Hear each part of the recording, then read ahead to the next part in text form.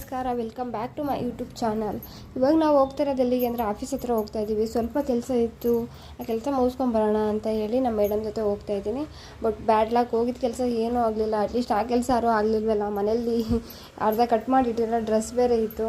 ತುಂಬ ದಿನವೇ ಆಗಿತ್ತು ಸ್ಯಾರಿ ತೊಗೊಂಡು ಇದಾರು ಕೆಲಸ ಮಾಡೋಣ ಅಂತೇಳಿ. ಇದು ವೆಲ್ವೆಟ್ ಟೈಪಲ್ಲಿ ಬರುತ್ತಲ್ಲ, ಅದನ್ನು ತೊಗೊಂಡಿದ್ದೀನಿ ನಾನು. ಮತ್ತು ಸ್ಯಾರಿ ಆಲ್ರೆಡಿ ನಾನು ಪರ್ಚೇಸ್ ಮಾಡಿದ್ದೆ. ಆ ಸ್ಯಾರಿನಲ್ಲಿ ಅಕ್ಕ ಮಗಳಿಗೆ ಒಂದು ಡ್ರೆಸ್ ಹೊಲಿದಿದೆ, ಬಟ್ ಇನ್ನೂ ಪೀಸ್ ಇತ್ತಲ್ಲ ಅಂತ ಹೇಳಿ ಇವಾಗ ನನಗೆ ಸ್ಟಿಚ್ ಮಾಡ್ಕೊತಾ ಇದ್ದೀನಿ. ಇದು ವೆಲ್ವೆಟ್ ಇರೋದ್ರಿಂದ ಲೈನಿಂಗ್ ಅವಶ್ಯಕತೆ ಏನಿಲ್ಲ, ಲೈನಿಂಗ್ ಎಲ್ಲ ಯೂಸ್ ಮಾಡಿಲ್ಲ. ಮತ್ತು ಏನಂದರೆ ನಾನು ಕಾಟನ್ ತೊಗೊಂಡಿದ್ದೀನಿ. ಆ್ಯಕ್ಚುಲಾಗಿ ಇದಕ್ಕೆ ಪಾಲಿಸ್ಟರ್ ತೊಗೊಬೇಕು, ತುಂಬ ಚೆನ್ನಾಗಿ ಬರುತ್ತೆ. ಸ್ಯಾರಿ ನೆಟ್ಟೆಡ್ ಇರೋದ್ರಿಂದ ಪಾಲಿಸ್ಟರ್ ಹಾಕಿದ್ರೆ ಚೆನ್ನಾಗಿ ಬರುತ್ತೆ, ಬಟ್ ಸಿಕ್ಕಿಲ್ಲ ನನಗೆ. ಅದಕ್ಕೆ ನಾನು ಕಾಟನ್ ಯೂಸ್ ಮಾಡಿದ್ದೀನಿ. ಈಗ ನೋಡಿ, ಆಫೂ ಇಲ್ಲ, ಜಸ್ಟ್ ನಾವು ನೆಕ್ ಹತ್ರ ಎಷ್ಟು ಬೇಕೋ ಅಷ್ಟು ಮಾತ್ರ ಕ್ಲಾತ್ ತೊಗೊಂಡು ಈ ಥರ ಕೊಟ್ಟಿದ್ದೀನಿ ನಾನು. ಒಳಗಡೆ ಫೋಲ್ಡ್ ಮಾಡಿ ಹೊಡೆದು ಅದನ್ನು ಎಮ್ಮಿಂಗ್ ಮಾಡ್ಕೊತೀನಿ, ಆಮೇಲೆ ಸರಿ ಹೋಗುತ್ತೆ. ಬಟ್ ಲೈನಿಂಗ್ ಅವಶ್ಯಕತೆನೇ ಬೇಡ, ಇದಕ್ಕೆ ಅಷ್ಟು ಚೆನ್ನಾಗಿ ಕೂತ್ಕೊಳ್ಳುತ್ತೆ. ಚೆನ್ನಾಗಿ ಬಂದಿತ್ತು. ಕಲರ್ ಕಾಂಬಿನೇಷನ್ ಅಂತೂ ತುಂಬಾ ಚೆನ್ನಾಗಿತ್ತು, ನನಗೂ ಇಷ್ಟ ಆಯಿತು. ಇದರಲ್ಲಿ ಸ್ವಲ್ಪ ಉಳಿದಿರೋ ಬಟ್ಟೆನಲ್ಲೇ ನಾವು ಒಂದು ಪುಟ್ಟು ಫ್ರಾಕ್ನ ಹೊಲ್ದಿದ್ದೀನಿ. ಅದು ನಿಜವಾಗ್ಲೂ ಎಷ್ಟು ಚೆನ್ನಾಗಿದೆ ಅಂತಂದರೆ ನನಗೆ ಸಖತ್ ಇಷ್ಟ ಆಗ್ತಿತ್ತು, ಅಷ್ಟು ಚೆನ್ನಾಗಿದೆ ಆ ಫ್ರಾಕು. ಅದು ಯಾವುದೇ ಥರ ಏನಿಲ್ಲ, ಪೀಸ್ ಉಳಿದಿರೋದ್ರಲ್ಲಿ ನಾನು ಅಟ್ಯಾಚ್ ಮಾಡಿ ಹೊಲ್ದಿದ್ದು. ತುಂಬ ಚೆನ್ನಾಗಿ ಬಂದಿದೆ, ತುಂಬಾ ಟ್ರಾನ್ಸ್ಪರೆಂಟ್ ಇದೆ. ಸ್ಯಾರಿ ಹಾಕೊಳ್ಳೋಕ್ಕೆ ಅಂತ ತೊಗೊಂಡಿದ್ದು. ಇದು ತುಂಬ ಟ್ರಾನ್ಸ್ಪರೆಂಟ್ ಇರೋದ್ರಿಂದ ಅಷ್ಟು ಕಂಫರ್ಟಬಲ್ ಅನಿಸಲ್ಲ ಅಂತೇಳಿ ನಾನು ಡ್ರೆಸ್ನ ಸ್ಟಿಚ್ ಮಾಡ್ತಾಯಿದ್ದೀನಿ. ತುಂಬ ಚೆನ್ನಾಗಿ ಬಂದಿತ್ತು, ನನಗೂ ಇಷ್ಟ ಆಯಿತು. ನೀವು ನೋಡಿ ಏನು ಅನಿಸ್ತು ಅಂತ ನನಗೆ ಹೇಳಿ. ಇದು ಸ್ಯಾರಿನಲ್ಲೇ ಬಂದಿತ್ತಲ್ಲ ಬಾರ್ಡರು, ಅದನ್ನು ಕೆಳಗಡೆ ಬಾಟಮಲ್ಲಿ ಅಟ್ಯಾಚ್ ಮಾಡ್ತಾಯಿದ್ದೀನಿ. ಈಗ ಲೈನಿಂಗ್ನ ಅಟ್ಯಾಚ್ ಮಾಡ್ತಾಯಿದ್ದೀನಿ. ತುಂಬ ಈಸಿಯಾಗೇ ಬೇಗನೆ ಸ್ಟಿಚ್ ಮಾಡ್ಕೋಬೋದು. ನೋಡಿ, ಈ ಥರ ಬಂದಿದೆ ಡ್ರೆಸ್. ಇವಾಗ ಈ ಫ್ರಾಕ್ ಅಂತೂ ತುಂಬಾ ಇಷ್ಟ ಆಯಿತು ನನಗೆ. ಚಿಕ್ಕ ಮಕ್ಕಳಿಗೆ 1 ಇಯರ್ ಒಳಗಡೆ ಪಾಪು ಚೆನ್ನಾಗಿರುತ್ತೆ.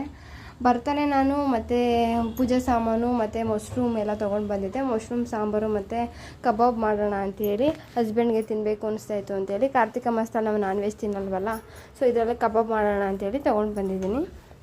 ನೋಡೋಣ ಹೆಂಗಾಗುತ್ತೆ ಅಂತ.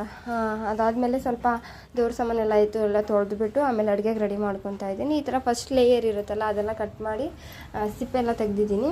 ನಾನು ಸಾಂಬಾರಿಗೆ 1 ಟೊಮೊಟೊ, 1 ಈರುಳ್ಳಿ, 1 ಬೆಳ್ಳುಳ್ಳಿ, ಅರ್ಧ ಇಂಚ್ ಶುಂಠಿ, 2 ಲವಂಗ, 1/2 ಇಂಚ್ ಚಕ್ಕೆ, 2 ಹಸಿಮೆಣ್ಸಿಕಾಯಿ ಮಾತ್ರ ತೊಗೊಂಡಿದ್ದೀನಿ. ನಾನು ಮಸಾಲೆ ಪದಾರ್ಥ ಜಾಸ್ತಿ ಯೂಸ್ ಮಾಡಲ್ಲ. ಈ ರುಬ್ಬಲಿಕ್ಕೆ ಒಂದು ಸ್ವಲ್ಪ ತೆಂಗಿನಕಾಯಿ, ಕಡಲೆ, ಗಸಗಸೆ ಹಾಕ್ಕೊಂಡಿದ್ದೀನಿ ಅಷ್ಟೇ.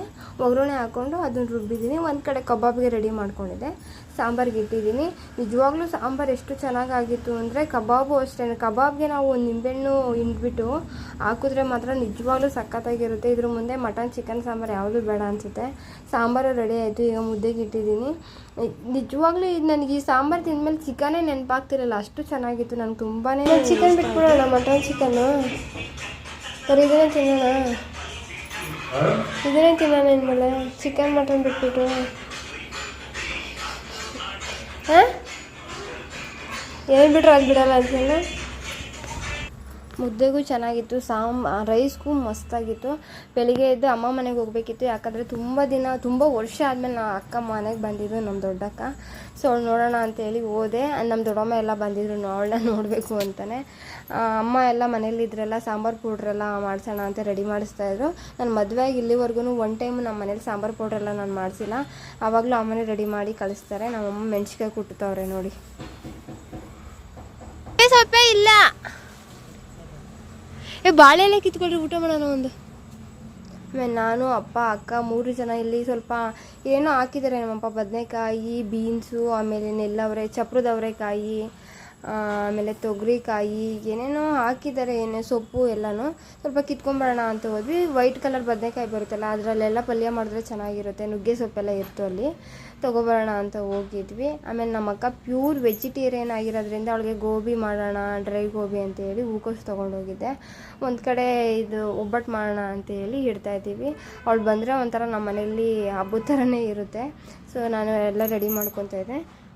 ಅವಳು ತಟ್ಕೊಡ್ತಾ ಇಲ್ಲ, ನಾನು ಒಬ್ಬಟ್ಟನ್ನ ಮಾಡ್ತಾಯಿದ್ದೆ. ತುಂಬ ವರ್ಷ ಆದಮೇಲೆ ಬಂದಿಲ್ಲಲ್ಲ, ಆಲ್ಮೋಸ್ಟ್ ಅವಳು ಬಂದಾಗಲೆಲ್ಲ ಇದೇ ಥರನೇ ಇರುತ್ತೆ. ಒಬ್ಬಟ್ಟು ರೆಡಿ ಆಯಿತು, ಮತ್ತು ಇದು ಡ್ರೈ ಗೋಬಿನೂ ರೆಡಿ ಆಯಿತು. ಇದು ಚೆನ್ನಾಗಿತ್ತು ಒಂಥರ. ತಿಂದ್ಬಿಟ್ಟು ಆಮೇಲೆ ಅಮ್ಮ ಮಸಾಲೆ ಎಲ್ಲ ಹಾಕ್ಸ್ಕೊಂಬಂದಿದ್ರಲ್ಲ ಅದನ್ನು ಜಲ್ದಿ ಮಾಡ್ತಾರೆ ಎಲ್ರಿಗೂ ಹಾಕಬೇಕು ಅಂತೇಳಿ.